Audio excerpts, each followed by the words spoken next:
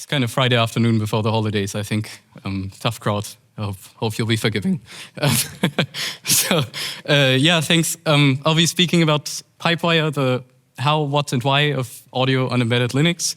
I'll try to give a brief fly-in of what that means for the products that we are developing over at Bang & Olufsen in Denmark. And basically, the agenda is exactly what it says in the title. So how we use the advanced Linux sound architecture, aka Alsa. In future, I'm just going to speak about it as Alsa.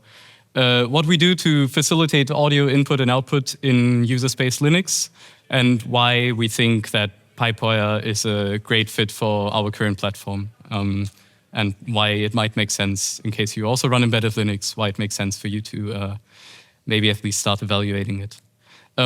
Just the sort of mandatory who we are slide. Bang & Olufsen is an audio company. It's been founded in 1925 in Denmark, nearly 100 years old. I've been at Bang & Olufsen for nearly 2% of its lifespan. I'll let you do the math.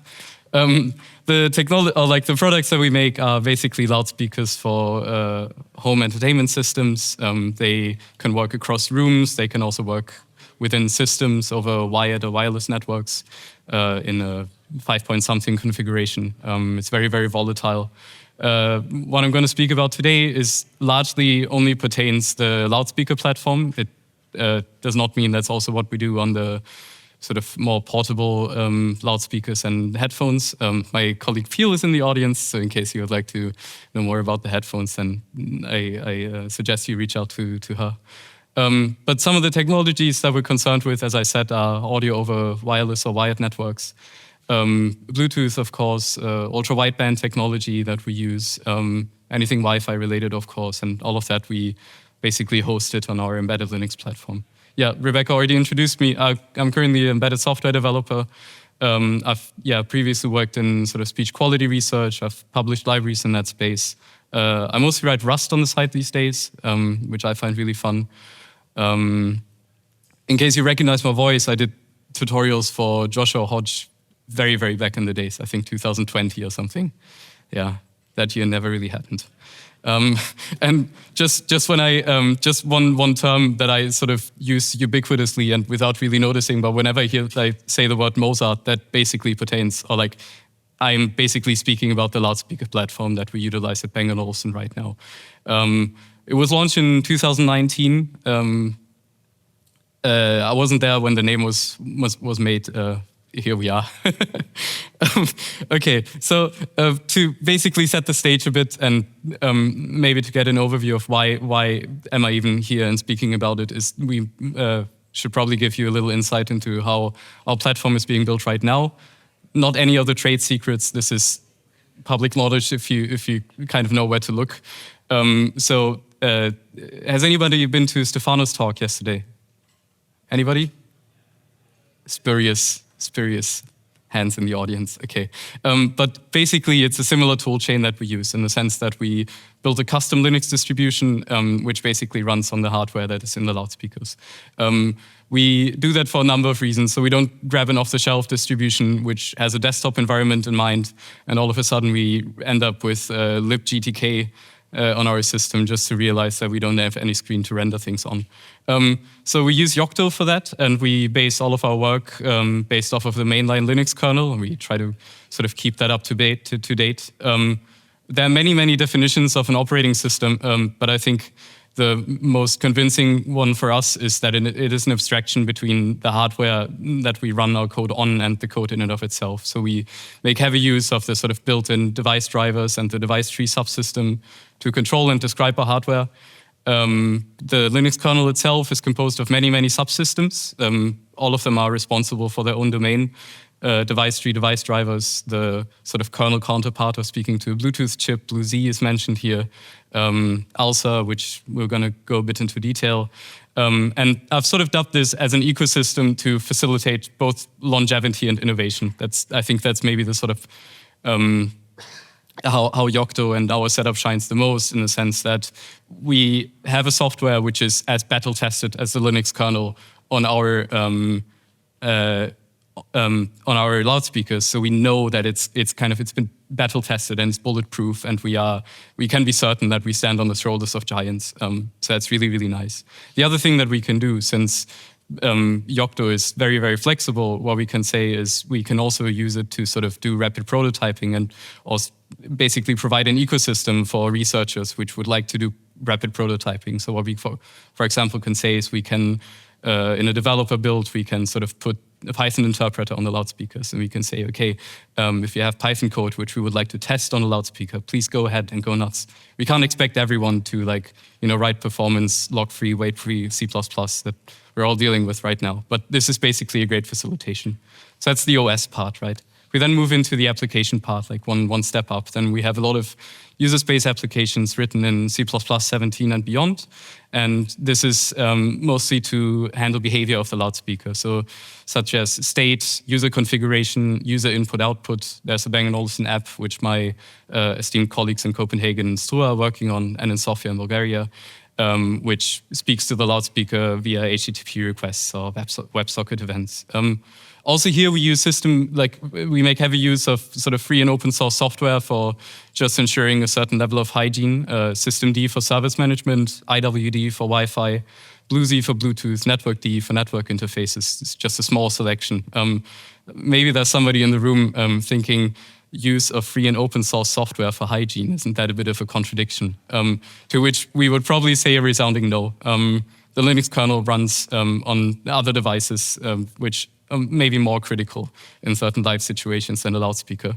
Not to water down the work that we do, but again, we are pretty happy with this setup. And Systemd and NetworkD, they do a lot of sort of heavy lifting under the hood for us, which we then just kind of tap into. So that's just a fly-in of sort of what we're basically doing. 7 minutes, that's okay.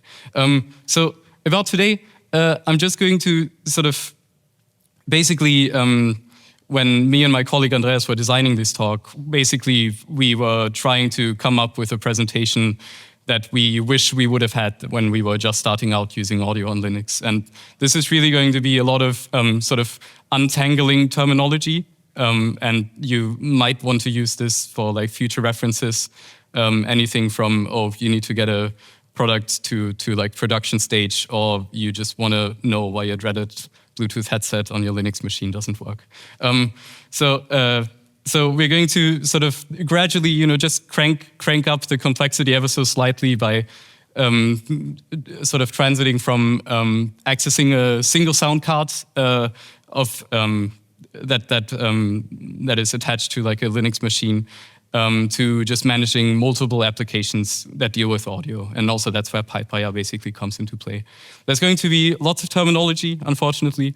And there's also going to be bits of terminal action. So if you are a bit new to the terminal, then maybe lean over to your neighbor. The more neck-beardy they are, the more they can probably answer.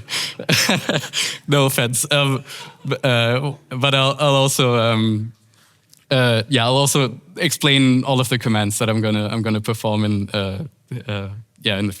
this talk. And overall, we just kind of hope that you are familiar with the basics of audio programming. Maybe you've written a Juice app before. Maybe you've written a plugin before, or just as simple as like a MATLAB script. But I just hope that you're sort of eager to learn about the ecosystem in which like your audio application runs, right? Because oftentimes you just sort of piggyback off something that other people have done without you really noticing, right? So a plugin is usually hosted in a DAW, and that DAW is usually on an operating system. So that's really what we're going to do. And it's my 5th attendance here at ADC, and I think the most rewarding talks are those that explain the problem I didn't even know I had. So yeah, maybe you're going to experience some of that. So let's start with the sort of outermost layer of the audio onion on Linux, for lack of better wording. And we start basically with Alsa, the Advanced Linux Sound Architecture. So what I alluded to earlier, Linux itself is a general purpose operating system. And it is then composed of sort of multiple subsystems. Each of them are there to like basically solve a certain problem or speak to a certain device or speak a certain protocol. And Alsa is simply one of them, right? Bang & Olufsen makes loudspeakers. For us, it's by a big, big margin the most important subsystem of Linux, but we also need to acknowledge that it's kind of only one of them. And there are two basic parts of Alsa. One is a kernel API that lives in kernel space, which is interesting in case you would like to write a driver for a sound card. This is something we've done in the past, or we sort of piggyback off of other drivers. It also provides a user space API for accessing peripheral sound cards. Let's say you would like to write the hello world of a DAW and you would just like to speak to a microphone. It's actually what we're going to do on my machine. My machine has built-in microphones, and that's basically what I'm going to use to demo how Alsa works. That's basically the user space API it provides. So there are certain sort of sub-APIs of Alsa, SND-PCM, to speak to a device that performs postcode modulation, SND-CTL, which is a very, actually quite a nifty thing of like basically being able to set hardware register values from user space. It's pretty cool. SND-SEQ for speaking to a MIDI device. All of these things are something that that Alsa provides you with. So what does that mean? I've tried to illustrate this using a couple of APIs and a very, very sort of hello world example. You can see this, right? Cool. So let's assume that we have a very, very I don't know, like an application which is just there to sort of capture a microphone signal. So that's going to be our recording application. Recording application, at some point in the source code, there's going to be some call to the Alsa API. It's going to be SND-PCM open, which says, okay, there's a hardware which is known to be on a certain device. I would like to open that and sort of start ingesting samples. The Alsa API will then in turn speak to a sound card driver. So so the call would look something like this. And already there, that open call could fail because usually what you need to provide are parameters, how you would like to open a sound card using a sampling rate, a certain buffer size, period size, it's called in Alsa. We're trying to untangle these terms bit by bit. But already there, the sound card driver could fail because the sound card driver could tell you, well, you would like to open it with 8 channels, I can only give you 2. It could also say, I would like to, the recording application could demand 8 channels at 192 kilohertz, but the driver says, well, if you would like to have 192 kilohertz, best I can do is 2 channels. So it's it's a vast configuration space. Fabian, you're there. I'm going to sneak in a Trojan horse presentation by Fabian, who's done a great talk at the Audio Programmer meetup on how the configuration space in Alsa works. But what I'm trying to say is that it's highly, highly configurable, and I don't know, the safety guards are a bit off when it comes to Alsa. I think other operating systems, there might be like much more forgiving APIs in that sense. But in case we open that sound card successfully, then basically what Alsa provides us with in our sort of for loop is it's going to be basically 2 values. It's going to be a hardware pointer, which is just an indication of how full a buffer currently is in a sound card, and an application pointer, which just tracks what's the most recent sample that we've basically read. You can reverse this in the sort of playback case, but I'm only going to focus on a capture case here. And then what you have to do in the recording application is basically consistently ask for samples, and the Alsa API gives you sort of these 2 values, hardware pointer and application pointer, which you can then use to sort of retrieve these samples, process them, I don't know, filter them, phase invert them, attenuate them, whatever people are up to these days. And in case you are at the point where the application is done processing before the sound card has given you enough values, then you basically have to wait. And again, this is something, it's a bit sort of, you need to do a bit more work here. It's Linux, man.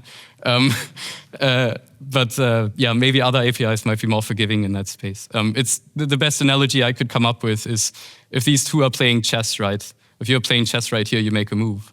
You can't really make the next move directly straight away. You need to wait for your opponent to make a move. And this is all timing that you have to sort of that you sort of have to cater.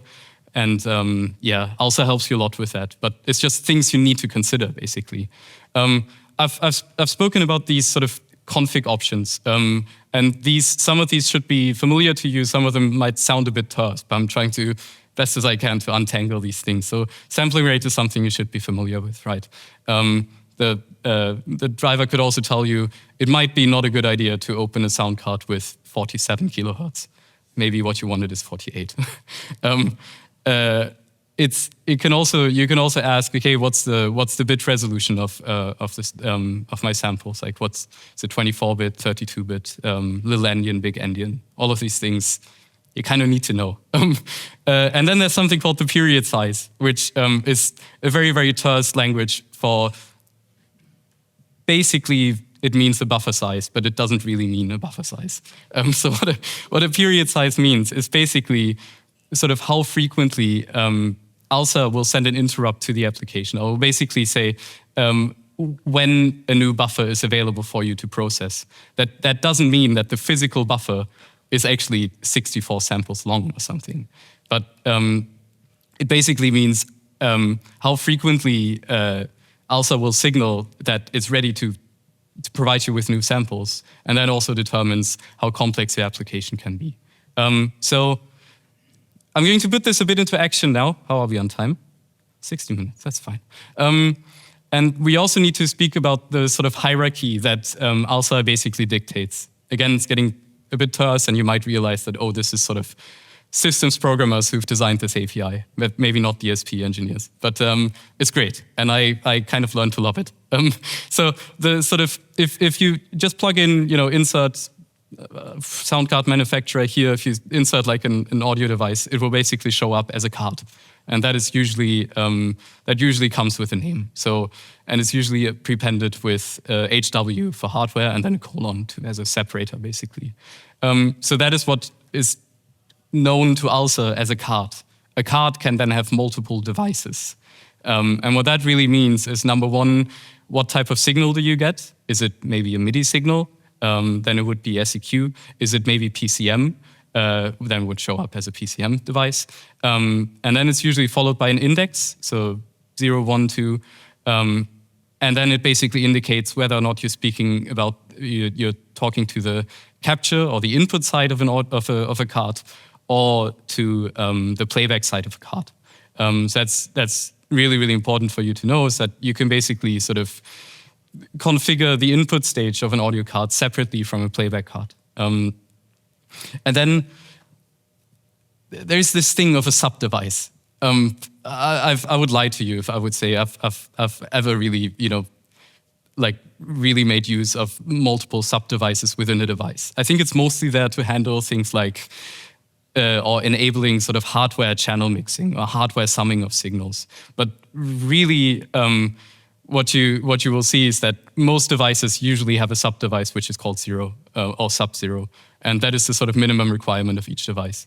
If in the Q&A, maybe somebody can tell me if they've actually used sub-devices in the past. But that's just something that you need to know. And then if you've sort of dabbled a bit within Linux, then you might have heard that like everything in Linux is a file. And the sort of Alsa counterpart is no different.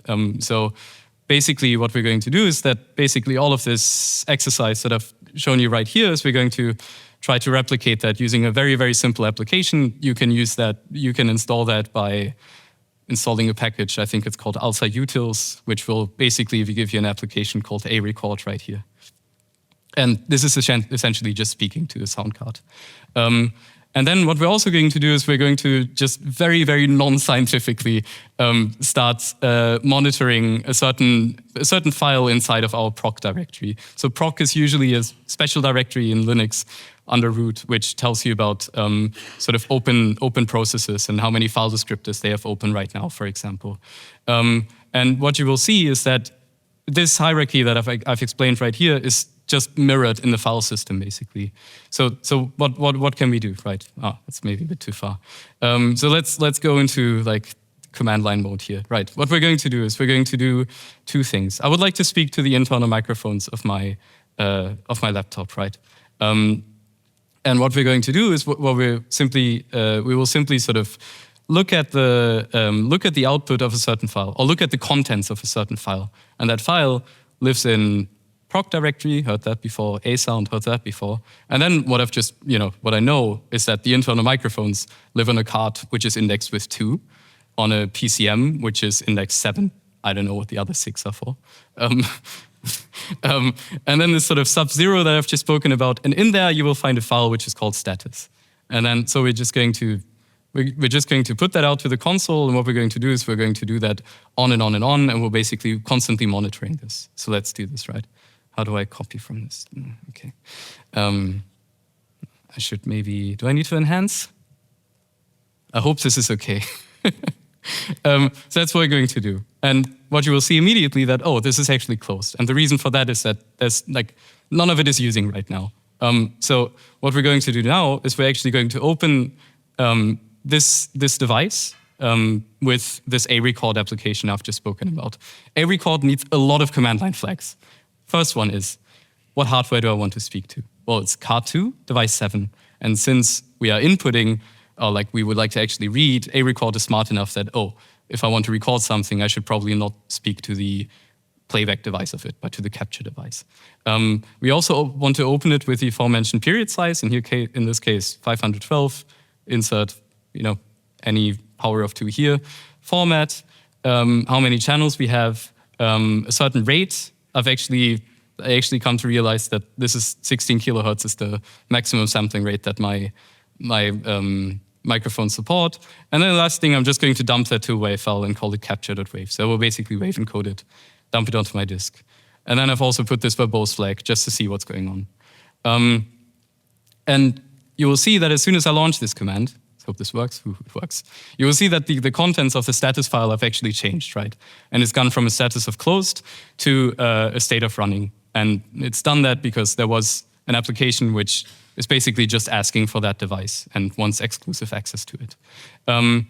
And you can also see that now we actually have these sort of aforementioned hardware pointers and application pointers.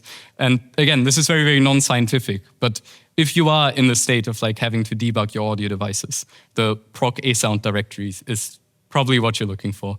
If you want precise timing, right? This is just sort of refreshing, just a file every couple of milliseconds. Then you probably need to speak to the API directly. And here you can see that we actually have a sort of a nice little overview of what are the sort of parameters that we've given, and then there are some sensible or less sensible sort of default sort of values that A-record has simply chosen for us because we didn't expect anything else, or we didn't provide anything else. So I'm going to break this sort of consciously, because I think that's a great way to learn. And what I'm going to do is I'm going to basically try to open the same sound card twice. And what you will see, so I'm basically launching that same command again, right? And what you can see right here is that we immediately get an error saying, oh, well, the device is actually already busy. Well, it's busy by this thing that's right here. When I was rehearsing this talk, I think I had this first command running for 15 minutes or something. I'm going to close that now. And you can see that as soon as we sort of stop needing access to that device, you can see that it's immediately closed. But I think what I've just demonstrated is basically this, right? Let's say we have a second recording application, and which would also like to open the sound card. We will immediately say, okay, the sound card is busy. There's another application which already is asking for access, and this is sort of a very, very, maybe slightly contrived limitation of Alsa, but in our case, it's actually, we could actually run into this, is that devices can only ever be opened by one process at a time. And by now, we could also start ask a question, okay, in for a penny, in for a pound, why should the application that we're just trying to sort of capture a WAV file, why should that even care about where an input signal is coming from, right? Couldn't it come from basically anywhere? So if we go down that route, then we can basically ask ourselves, okay, wouldn't it be nice to have a single process that manages our sound cards and provides these signals to our applications. So we can basically have a communication going on from device to application, application to application, and application to device again. And this is exactly where the audio server comes in.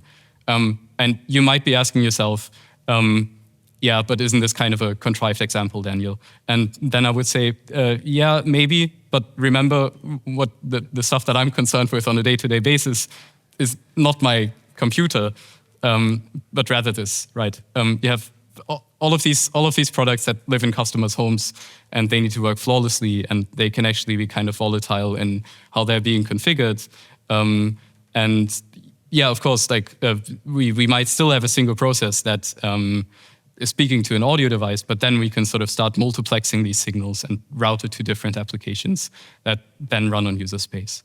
And this is essentially like our kind of segue into why you might need an audio server. So it's essentially about abstracting a sound card into more of a queryable object that you can that you can then speak to, and basically it provides its signal through like a different primitive like shared memory in the case of Pipewire. And all of a sudden we go from something, you know, very, very tense and terse like this to something which is maybe a bit more volatile, something like this, right? This is basically what Pipewire on my local machine has currently modeled my sound cards after. And I have a couple of applications, but we're just going to take it one step at a time, right? Where are we? Here we are.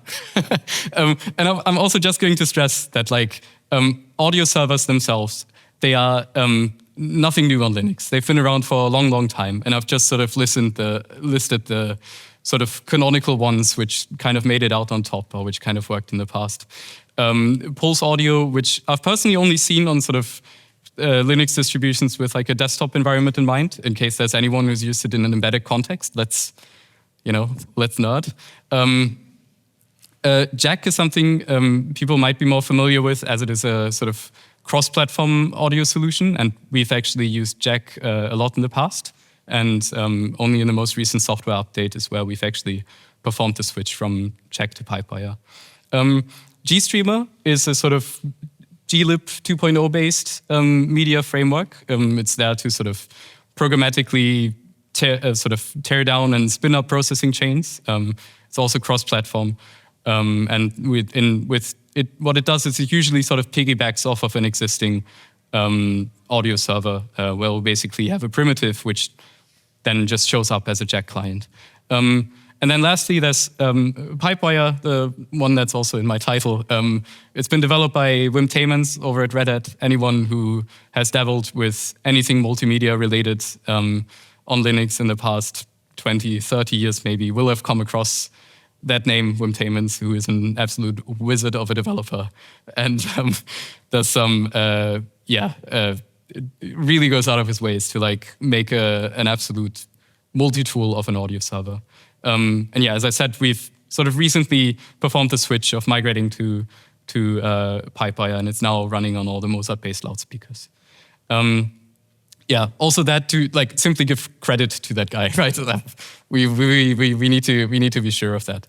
What we've done is, of course, we've contributed with pull requests or felt bugs. We had a lot of bit of weeding out to do since we basically started the switch in a sort of pre-1.0 era. And that of course you might be a bit early, but at the same time you get to sort of contribute to a cool software project. I'm just going to introduce bits of more lingo and maybe also to clean up with this whole like server terminology. And just I feel like the term server is used a lot, maybe also when people simply can't describe the architecture anymore. But what we mean by a server is like not a physical server rack, right? Just to get that out of the way.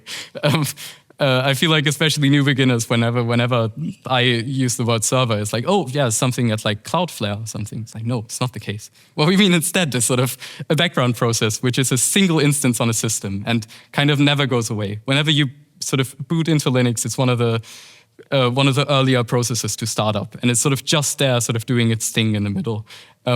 What does sort of appear and disappear is a client. And that is basically, we've dubbed that as like any application that can produce or consume audio. So it could be something like a sound card, but it could also be something like a media player or like a voice memo app, in case you would like to write that for Linux. Be my guest. So that's a server, that's a client. We also need to speak about a session manager, but really just for completion. Because Pipewire in and of itself, and I believe also Jack, is mostly a reactive process and not a proactive process. So what it does is it exposes an API to basically enforce policies or agency via a session manager. So Pipewire is sometimes a bit reluctant to basically sort of make these links for you, right? It will enumerate applications and it will sort of enumerate sound cards and configure them for you. But what it will not do is sort of automatically do links. That is where a session manager comes into play. And Wireplumber is the most sort of popular one these days. It basically uses a Lua API, or it exposes a Lua API, which you can use to write rules, which are then supposed to be enforced. Does that roughly make sense? If you would like to see some like hardcore use of Wireplumber, I suggest you check out Asahi Linux. They are the people who work on making Linux sort of run on M1, M2 sort of processors by Mac or by Apple, and it's a really, really fun project. But there you will see some like hardcore use of the Lua API and Wireplumber. And we will not go into detail here. I feel like I've already gone into detail here, but I've got to stop now. But we will only say that this is there, and this is a crucial component. And Pipewire is more or less incomplete without a session manager. But this is basically what an audio server does, right? It basically is able to both speak sort of sound card language, but also sort of shared memory language and just exposing buffers. So it can sort of react to a UDEF event when a new sound card is plugged in, or when a new playback app comes along, or when I don't know. I hope nobody's calling me on Teams right now. But if there was somebody who called me on Teams, then I would probably get another Pipewire client, which would then try to connect to a microphone. And this is basically what we've done. If we go back to our sort of initial diagram, then we've sort of introduced another layer, which is the Pipewire server. So our two recording apps, they do not speak to a sound card directly, which you only get exclusive access for anyways. There's a bit of an asterisk in the sense that you could write an Alsa plugin for it to sort of multiplex a sound card for you without Pipewire, but we're going to omit that for illustration. But what these two recording apps can then do is they can say, oh, I'm a Pipewire client, right? I have two inputs. And what the Pipewire server then does is it will speak to sort of Alsa under the hood. But what it can also do is it can then say, okay, if we have a certain dependency graph like this, which is essentially a dependency graph of like clients that need to run before other clients can run, is it will then figure out that graph and it will basically tell the applications, oh, this is your time now. Now you can run. In case recording app has an output and is connected to recording app 2, which has an input, and these two are connected, then this app needs to run before this app can run. And this is basically what sort of any audio server and also Pipewire facilitates you with. How are we on time? 34, cool. So I've just tried to summarize what Pipewire solves, right? And it basically tries to abstract hardware into what I've called queryable objects, in the sense that they sort of simply show up in a graph-like structure. It exposes functionality for applications to share audio signals. And Pipewire in and of itself, since it's a real sort of multi-tool and tries to solve many, many problems at once, it is actually possible for sort of two clients to run on different sampling rates in the Pipewire server. And in case there is a dependency between these two, what it will do is it will sort of automatically insert a resampler at one end of them to basically make sure that a signal is upsampled or downsampled and is sort of is at the sampling rate that you would expect it to. The resampler is good. we are happy with it. In terms of like artifacts, it reduces. It's really, really well. It does it really, really well, and it's also quite performant. Yeah, this whole like scheduling the audio graph is what I've just explained basically, and maybe also. Yeah, I feel like this talk is just turning into the sort of, hey, you just need to know that these things exist. So there are actually sort of graphical tools, which I've shown just now with Helvum, for example. Other ones are QPW graph and CopWR, which basically help you introspect the Pipewire server. So what I, for example, could also do is there's a separate application called CopWR. Where are we now? Ooh, here we are. Cool. Which basically gives me insight into what is the like, is there any client in my processing chain from like, input side to output side, anything in between, which is maybe taking a long time, then this is a good tool to indicate that. CopWR is the name. And that really helps me sort of just introspect what's going on and maybe identify sort of pain points within the audio pipeline that I'm building. Yeah, that's the main selling point of this, I guess. Forgot what I was about to say. But I'm just going to sort of go into maybe the batteries included section of Pipewire, and maybe this is also where things start to become interesting for you as plugin developers. So the resampler I've already mentioned, which does a lot of great deal. You could also disable the resampler and maybe, I don't know, have your own client in the middle which does resampling in case you're not satisfied.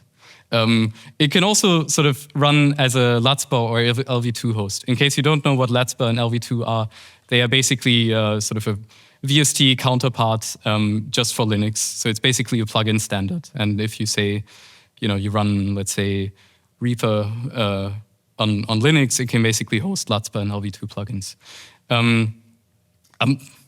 Broad strokes. I'm omitting probably a lot of nasty details here, but I've actually haven't done much plugin development myself. So it also comes with a lot of built-in primitives, such as biquads, convolution engine, sign generator, or simple delay structures, sort of mixing clients, splitting clients, and so on and so forth. So if you've paid close attention to what I was showing in Helvum earlier, you will see that there's something here called filtered sine, which is probably the most useless client you can think of, but it is kind of there. And the reason why it is there is all that I've done is basically, before I booted my device, I've basically written this. So this is Pipewire in and of itself is sort of configured also in some magic directories on system level. It's usually user share Pipewire, and then there's a Pipewire conf file, which takes a lot of sort of key value pairs in a sort of very relaxed JSON style format. I should maybe make this a bit bigger.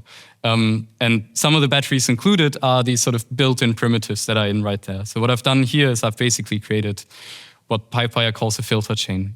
This filter chain contains basically two what Pipewire calls nodes, which is a primitive that has audio in or audio out. And all that I had to do is basically sort of specify a couple of key value pairs. The type of it is like a built-in primitive.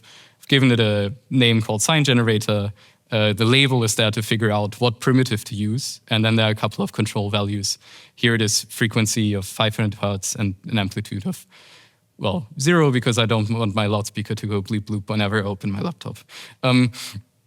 It is then followed, as I said, it's pretty useless, but I think it's there to illustrate. I've then just sort of low-passed it, and then again, what I've done is just sort of said, okay, I want a biquad in a low-pass filter configuration. It has a certain cutoff frequency, a certain gain, and a certain Q factor. And that is all I had to do. If you would like to sort of host like a LATSPA LV2 plugin just simply in user space, what you would have to do is probably change the type here from built-in to LATSPA and then provide a couple of other sort of key value arguments, which, among other things, is just a path to where your actually LV2 or LATSPA plugin lives. But this is what I mean by the sort of batteries included, right? It is a super, super powerful thing, and it doesn't mean that you need to like write a DAW just to sort of host a LATSPA or LV2 plugin. It's sort of like a personal thing of mine is I would actually like to see if this can host a clap plugin. It would be really, really cool. depending on like how rainy the winter is going to be in Copenhagen. Maybe in spring I'll be at the audio programming meetup and say all the pain it takes to write a clap plug or like write Pipewire to become a clap host. I don't know. Probably not. I love spare time. Yeah, it also does a lot of. It also handles a lot of like Bluetooth input/output for you, so it can speak to the sort of BlueZ user space part very, very easily. And I think the best thing that you can do is to simply maybe go just sudo apt install Pipewire or pacman-s Pipewire, whatever distribution you're running. Just install it in case you have a Linux machine, and just sort of get your hands dirty. 40 minutes, I think that's okay. There's one thing I'd like to mention, a really, really cool trick that Wim Taemans has thought of. And that is, in case you are maybe you are in a similar situation as we were last year, where we sort of had a big code base which was written with a Jack server in mind. So we had a lot of sort of Jack clients or like applications which would just show up as Jack clients. And what Pipewire does is it provides a AVI-compatible interface to interact with a Jack client. That's a lot of words. That's a lot of complicated terms. No, so let's maybe untangle that. Basically, what AVI-compatible means here is I'm going to demonstrate this, right? What I have here is two commands. Basically, here I've checked out the Jack2 repository in the state that it is right now, and I've just sort of built it. And one thing that Jack provides is something called libjack.so. And what we can do is we can actually sort of look at the symbols that this shared object exposes to us. And if we launch this, too many windows, then what you can see right here is that it will basically give us a lot of like a lot of symbols right here. So you will see, that's maybe. No, that's not what I want. How about this? No. Yeah, maybe a bit zoomed out. So what you will see is that it will expose a lot of function names, which all are sort of called Jack ring buffer read space, Jack port request monitor, Jack port set name. So that's one shared object, right? There's also one which lives in Pipewire build directory, Pipewire Jack, src libjack.so. And if I were to also introspect that and look at, okay, what are the symbol names that this library provides me with, or that this shared object provides me with, is you will see a lot of the sort of same names. And basically what that means is that if you have a lot of applications which are written in Jack, you will not have to perform a significant rewrite. And what you can do instead is, instead of launching JackD, the Jack server, you launch a Pipewire server, and you basically sort of switch out one libjack for the other libjack, and the clients will still show up. So that will save you from a big rewrite. I am going to say that it's going to quack like a Jack client, but there are definitely edge cases that we had to weed out, which mostly came down to having certain timing assumptions made, which sort of the Jack server made, which assumptions that were not true if we were running Pipewire. But what that means is that this is not sort of a hard break, right? It basically means that Jack clients and Pipewire native clients, they can all live on the same server and they can all sort of speak to each other.